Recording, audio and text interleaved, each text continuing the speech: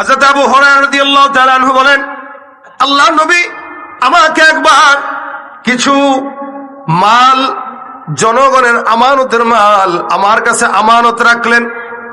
আমাকে ডাক দিয়া বললেন, আবু হুরায়রা, এই মালগুলো তুমি আমানত রাখবা। আমানত যখন রাখা হয়, যারা ইমানদার আমানতের বরখেলাফ করে না। আয়াতুল মুনাফিকি সালাসের ভিতরে আল্লাহর নবী এটাও বলেছেন, ওয়া ইযা তুমিনা খানা, যখন নাকি আমানত দেওয়া হয় খেয়ানত করে।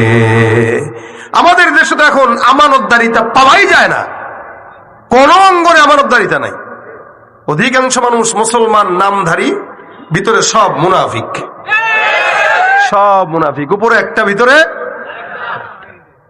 হযরত আবু হুরায়রা রাদিয়াল্লাহু তাআলা আনহু বলেন, আমার কাছে পয়গম্বর কিছু খেজুর দিল, সাদাকার মাল, আর কিছু সম্পদ দিয়া বলল, আবু হুরায়রা, এগুলো তোমার আমানতদারিতার মধ্যে রাখবা, জনগণের মাল। আমি আল্লাহর নবীর থেকে জনগণের মালগুলো আমানতদারিতার সঙ্গে রাখলাম। খুব বুঝলেন মজার ঘটনা। হযরত আবু হুরায়রা বলেন, রাখতে রাখতে হঠাৎ করে একদিন তাকায় দেখি গভীর রাত, আমার ঘরের ভিতরে একটা চোর ঢুকলো। চোরটা ঢুকে সাথে সাথে খেজুরের যে স্তূপ আছে, এই স্তূপ থেকে খেজুর নিয়ে তার পকেটে ভরা শুরু করে দিল। পকেট মানে তার যেই ব্যাগ আছে, এই ব্যাগের ভিতরে রাখা শুরু হয়ে গেল। আমি হুট করে দেখলাম, কিরে এই চোর কি? আবার দূর থেকে তারা ধরে ফেললাম। ধরার পরে বললাম, এই তোর তো সাহস কম না, তুই চুরি করতে আসলি, চল রাসূলের কাছে নেবো। ভাই ভাই ভাই, আল্লাহর মাফ চাই ভাই, রাসূলের কাছে নেওয়া দরকার নেই। আমি কসম খেয়ে বলতেছি, কান ধরে বলতেছি, আর জীবনেও চুরি করতে আসবো না। মনে রাখবেন, চোরের একটা নিজাম হইলো, ও যতবার চুরি করুক ধরা খাওয়ার পরে বলবে আর জীবনেও জীবনেও। কিন্তু এরপরে করে কিনা, করে কিনা? ও মায়ের কসম খায়, বাপের কসম খায়, মায়ের দুধের কসম খায়, বউর কসম খায়, পোলার মাথায় হাত রেখা কসম খায়, এরপরেও করে কিনা? অভ্যাস।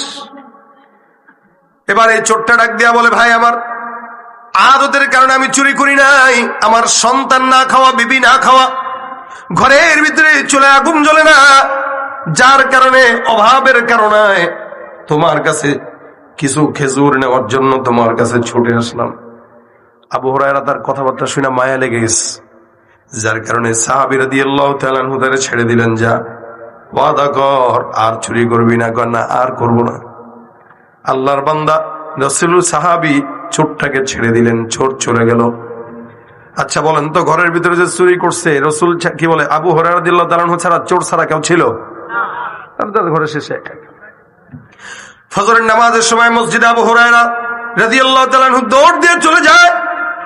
আল্লাহর নবী সাল্লাল্লাহু আলাইহি ওয়াসাল্লাম নামাজ পড়ার পর আবু হুরায়রা রাদিয়াল্লাহু তাআলা আনহুকে ডাক দিয়া বলেন, আবু হুরায়রা, রাতে যে চোরটা তোমার ঘরে ঢুকছিল, চোরটা কই? সুবহানাল্লাহ কয় না? আরে ভাই ভাই, হুজুর কেমনে জানলেন? এটা আজীব না? আমার ঘরে চোর আসছে, চুরি করলো না কি করলো এটা তো আমি না জানি, রাসূল কিভাবে জানলেন এটা? আল্লাহর নবীর সাহাবী বলেন, ইয়া রাসূলুল্লাহ, আপনি কেমনে জানলেন? তার মানে আল্লাহ আপনারা জানাইছে? বলে, হ্যাঁ। চোর কই? হুজুর, চোরটা কান্নাকাটি করলো, তার বাসায় নাকি খাবার নাই, যার কারণে সে খেতে পারে না, তার সন্তান নাকি খাবার পায় না, বিবি নাকি খাবার পায় না। আমার কলবের ভিতরে মায়া লাগছে, যার কারণে আমি তাকে ছেড়ে দিলাম। চোরটা ওয়াদাও করেছে আর কোনোদিন চুরি করবে না। আল্লাহর নবী বলেন, মনে রাখবা, এই চোরটা আজকে রাত্রেও তোমার ঘরের ভিতরে প্রবেশ করবে, আজকে রাত্রে আবার আসবে চোর। আবু হুরায়রা রাদিয়াল্লাহু তাআলা বলেন, হুজুর কি বললেন? এই কত সুন্দর করে কান্নাকাটি করে মাফ টাফ চাই গেল, এটা আবার আজকে আসবে, এটা কেমনে সম্ভব? হ্যাঁ, অপেক্ষা করো, আজকে রাত্রেও ঢুকবে। ভাই বলেন, নবী বলছেন, তার মানে চোর? কোনো তো সন্দেহ নাই। এখন আপনি যদি জানেন যে আজকে আপনার ঘরে চোর আসবে, আপনি কি করবেন বলেন? প্রস্তুত থাকবেন, লাঠি নিবেন, কেমনে শাস্তি দেওয়া যায় পারলে সুই নিবেন, যে আজকে ধরা খাইলে ফুটা করবো সুই দিয়া। কিন্তু মুশকিল হইলে আমাদের দেশে এই ছেঁচড়া চোর দেখলে মানুষ পিটায়, ছেঁচড়া চোর দেখলে মানুষ পিটায়, কিন্তু বড় বড় চোর যারা আমার দেশের টাকা চুরি করে, লুটপাট করে ওপারে পাঠায়, তাদেরকে দেখলে সালাম দেয়। কথাটা মাইন্ড করেন না, বাস্তবতা এটা।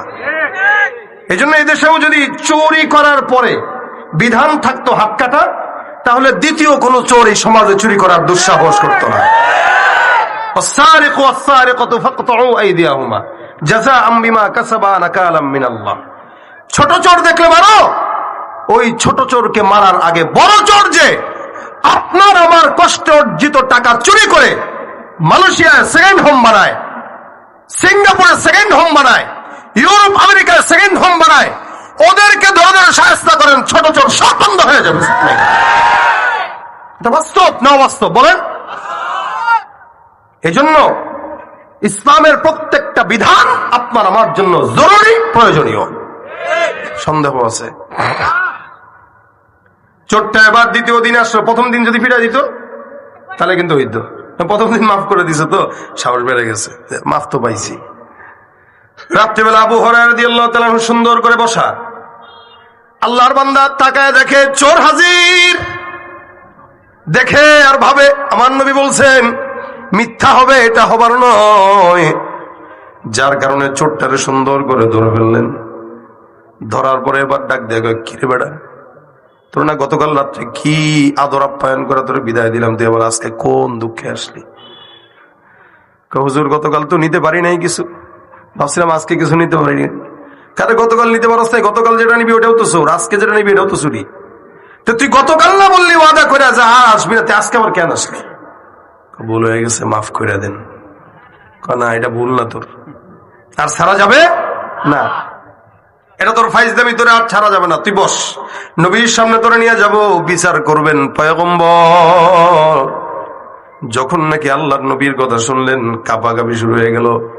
হে মুসলমান, এদেশের প্রত্যেকটা চোর আর ধর্ষকদের বিচার